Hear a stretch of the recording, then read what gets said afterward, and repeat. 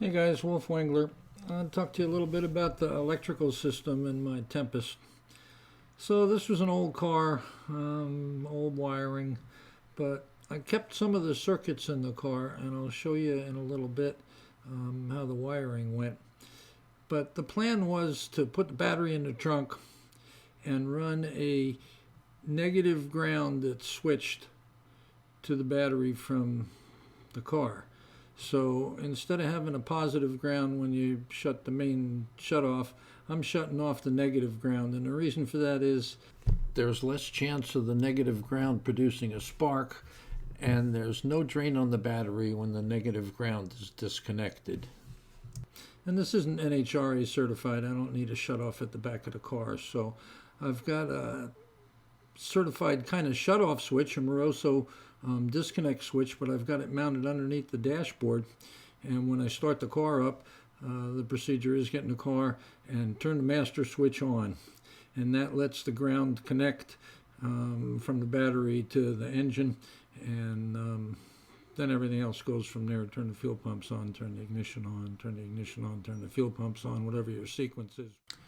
So the way the charging circuit works is the alternator has a number 4 wire on it that goes to a 100 amp fuse.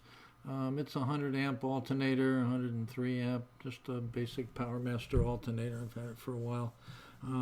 So that alternator goes to a 100 amp fuse, and then from the 100 amp fuse there's a number 2 cable, I think it is, that goes to the starter motor. And at the starter motor, the connection is made to another number 2 cable that runs back to the battery. And on that battery run, there's a post that there's 2 takeoffs on that power the CD ignition, and I think that's a number 10 wire, maybe a 12 wire, and then there's another wire that goes to the ignition switch that powers the rest of the cars. So really the circuit goes from the ignition switch when you turn the ignition on, or if you put it in the accessory mode, you're getting power to the fuse box, and at the fuse box then the electricity goes out to the horn relay, to the windshield wipers, cigarette lighter, the radio, all your basic car stuff. The ignition switch, the wire from the ignition switch that goes to the headlights, is only being used now to trip a relay for the headlights.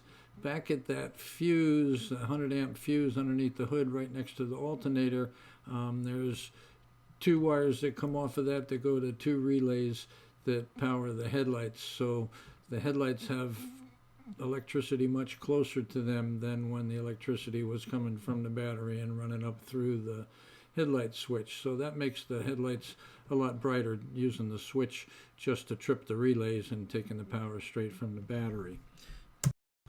There aren't a lot of circuits in this car. This was a cheap model from the factory. There are no interior lights. There was no light under the trunk, no light under the hood. The top is a manual top. There's no pump or anything for the top. You pop the top up and down by hand. It's got some counterbalance springs on it. So the circuits in the car were very simple, and I mapped out what I'm using now, and I think I use about 20 amps maybe running down the road. So I've got more than enough power for what I'm doing electrically.